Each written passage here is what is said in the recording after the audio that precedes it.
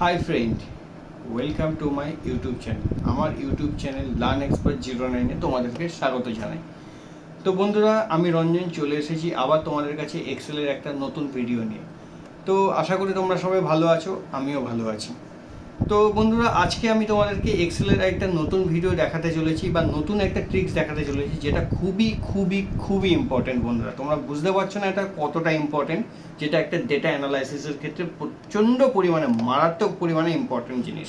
তো সেই জিনিসটা কি? সেই জিনিসটা হচ্ছে পাইভট টেবিল বা পিভট টেবিল। একদম ঠিক শুনেছো বন্ধুরা, পাইভট টেবিল বা পিভট টেবিল, যেটা এক্সেলের দুনিয়ায় একটা খুবই ইম্পর্টেন্ট এবং খুবই ইম্পর্টেন্ট প্রয়োজনীয় একটা ট্রিক্স বা প্রয়োজনীয় একখানা টেবিল, যেই টেবিলটার মাধ্যমে আমরা এক্সেলের সমস্ত ডেটাকে অ্যানালাইসিস করতে পারি এবং তোমরাও সেই সমস্ত ডেটাগুলোকে ঠিকভাবে অ্যানালাইসিস করে একটা নিত্য নতুনভাবে একটা প্রোডাক্ট বা নিত্য নতুনভাবে একটা প্রেজেন্ট তোমরা শো করতে পারবে বা পাবলিশ করতে পারবে।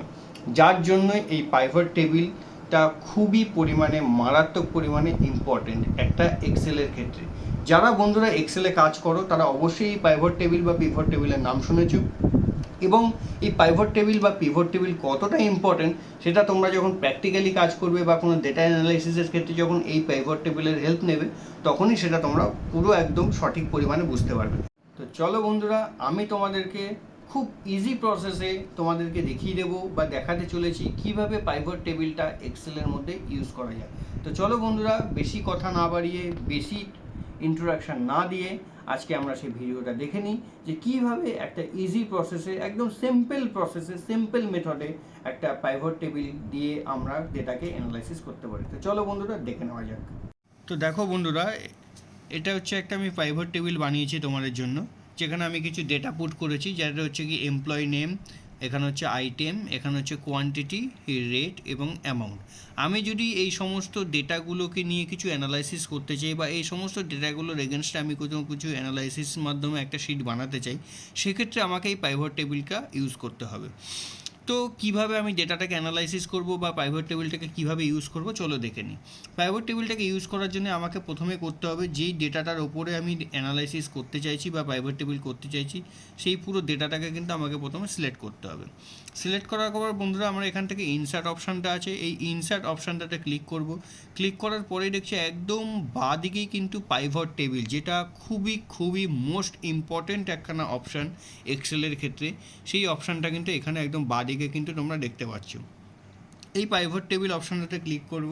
পাইভট টেবিল অপশানটাতে ক্লিক করার পরে দেখো পুরো ডেটাটা কিন্তু এখানে সিলেক্ট হয়ে গেছে, মানে এখানে টেবিল রেঞ্জটা কিন্তু আমার এখানে সিলেক্ট হয়ে গেছে।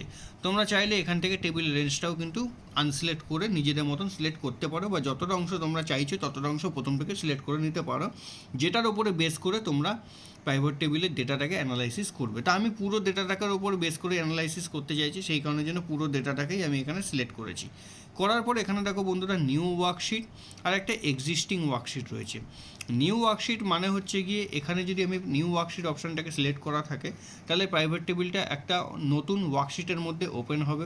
আর যদি এক্সিস্টিং ওয়ার্কশিট করি, তাহলে আমাকে এখানে লোকেশন দিতে হবে, দেওয়ার পর সেই এক্সিস্টিং ওয়ার্কশিটের মধ্যে আমার পাইভট টেবিলটা কিন্তু কাজ করবে। তো আমি এখানে অ্যাজ ইউজুয়াল যেরকম নিউ ওয়ার্কশিট দেওয়া রয়েছে, সেই নিউ ওয়ার্কশিট লিখেই আমি কিন্তু এখানে ওকে করলাম। ওকে করার পরে দেখো বন্ধুরা, একটা কিন্তু নতুন শিট এখানে ওপেন হয়ে গেল এবং এখানে কিন্তু যে পাইভট টেবিলের অপশানগুলো এখানে ওপেন হয়ে গেল। এখানে দেখো বন্ধুরা, পাইভট টেবিলে যে অপশানটা ওপেন হলো, এখান থেকে আমি প্রথমেই করব, দেখো দুটো অপশান এখানে দেখা যাচ্ছে। একটা হচ্ছে কি 1 নম্বরে ফিল্টার, 2 নম্বরে কলাম, 3 নম্বরে রোজ এবং 4 নম্বরে ভ্যালুস।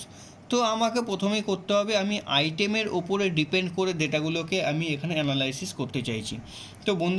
তো বন্ধুরা এখানে মাথায় রাখবে যে যেই জিনিসটাকে তোমরা ডিপেন্ড করে অ্যানালাইসিস করতে চাইছো, সেই আইটেমটাকে তোমাকে এখানে ফিল্টারে দিতে হবে। তো আমি এখানে ফিল্টারে দেওয়ার জন্য সেই আইটেমটাকে সিলেক্ট করব, করে ড্র্যাগ করে আমি জাস্ট ফিল্টার অপশানের মধ্যে ক্লিক করব। করার পরে দেখো এখানে বন্ধুরা আইটেম অল অপশানটা কিন্তু এখানে চলে এসছে। করার পর এখানে আমি দেখো এমপ্লয়ি নেমটাকে সিলেক্ট করব। এমপ্লয়ি নেমটাকে সিলেক্ট করলে এখানে কিন্তু অটোমেটিক্যালি এমপ্লয়ি নেমটা কিন্তু দেখো বন্ধুরা এখানে চলে এলো আমার যে ওই টেবিলের মধ্যে ছিল।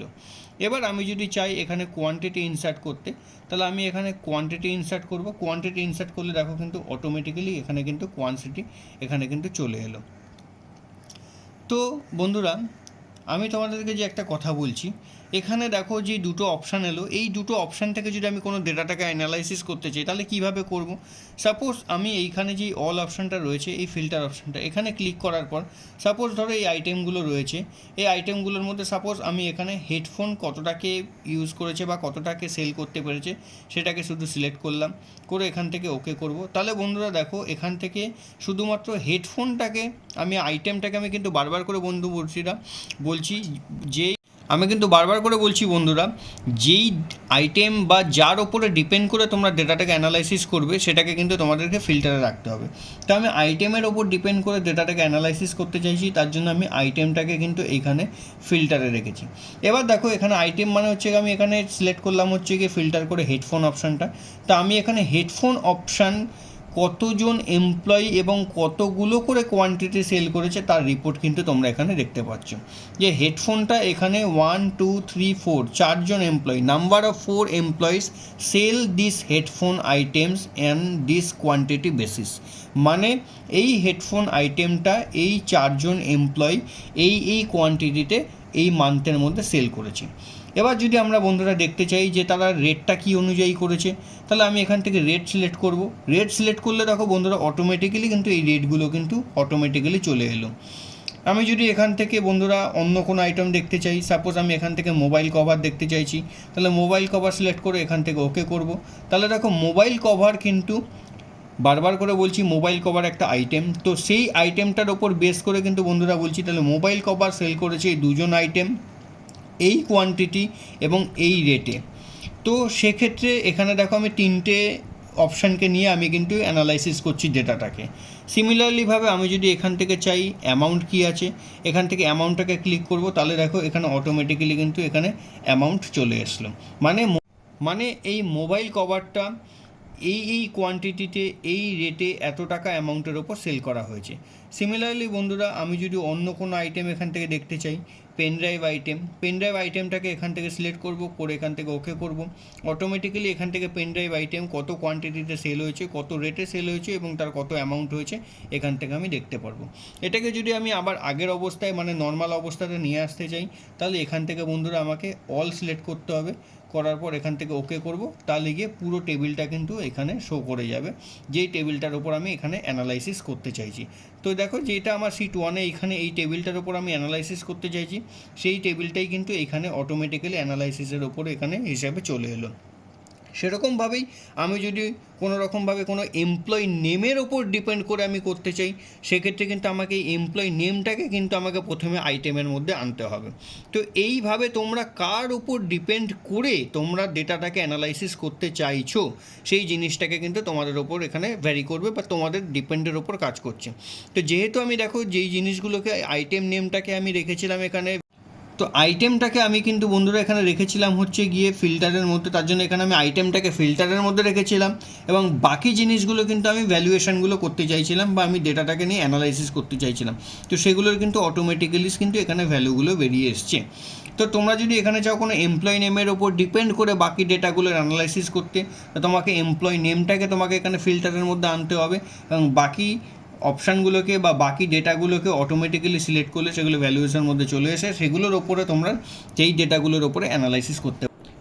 সুতরাং বন্ধুরা তোমরা বুঝতেই পারছো এই পাইভট টেবিল জিনিসটা কিন্তু কতটা ইম্পর্টেন্ট এই একটা এক্সেলের ক্ষেত্রে।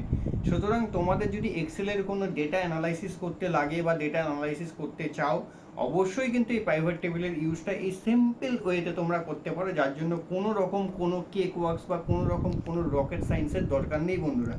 নর্মাল সিম্পল একটুখানি ব্রেন লাগালেই তোমরা সেই জিনিসটাকে এখানে করতে পারবে বা অ্যাপ্লাই করতে পারবে। তো আশা করি বন্ধুরা তোমাদের এই পাইভট টেবিলটা শিখতে খুবই সহজ পদ্ধতিতে অবলম্বন করে তোমাদেরকে দেখিয়েছি, যাতে তোমাদের শিখতে খুবই সুবিধার মতন হয় এবং তোমরা অফিসিয়াল ওয়ার্কস এবং বিভিন্ন রকম এক্সেলের ডেটা অ্যানালাইসিসের ক্ষেত্রে তোমরা এই পাইভট টেবিলটাকে ইউজ করতে পারো। যদি তোমাদের আমার এই ভিডিওটা খুবই ভালো লেগে থাকে এবং এখান থেকে অন্যান্য অনেক কিছু জিনিস শিখতে পারো এবং আরও অন্যান্য অনেক ভিডিও থেকে আমার কিছু জিনিস তোমাদের কাছে উপকার এবং উপযোগী বলে মনে হয়ে থাকে, অবশ্যই আমার এই ভিডিওটা কিন্তু সাবস্ক্রাইব করবে এবং আমার চ্যানেলটাকে সাবস্ক্রাইব করবে এবং অবশ্যই আমাকে ভালোবেসে ফলো করে লাইক দিয়ে আমার পাশে থাকবে। টাটা।